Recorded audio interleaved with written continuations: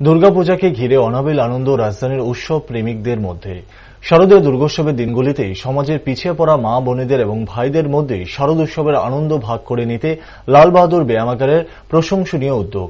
গ্রাম এবং শহরের এমন অনেক গরিব দুস্থ মানুষ রয়েছে যাদের শারদীয় দুর্গোৎসবের সময় নতুন জামা কাপড় কেনার সামর্থ্য নেই। সেদিকে লক্ষ্য রেখে রবিবার মহাঅষ্টমী পূর্ণতিথিতে 560 জনকে নতুন বস্ত্র দিয়ে শারদ উৎসবে আনন্দ ভাগ করে নেন।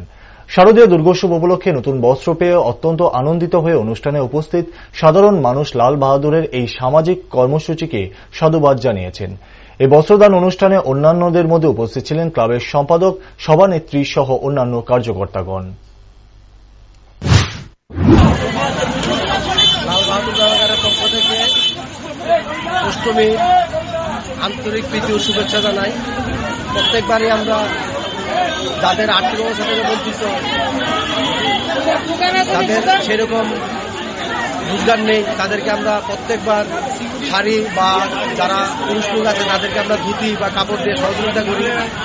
গত বছরের মতন এবারও আমরা আজকে অষ্টমীর দিনে প্রায় 560 জনকে আমরা শাড়ি এবং শার্ট, এই ধুতি দিয়ে আমরা লাল বাহাদুর ব্যায়ামাগারের পক্ষ থেকে সহযোগিতা করেছি।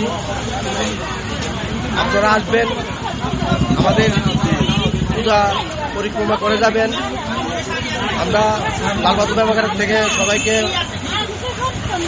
আমন্ত্রণ জানাচ্ছি, আপনারা আসুন আমাদের দুর্গা মণ্ডপ এবং আমরা আলোকসজ্জা দেখে যান।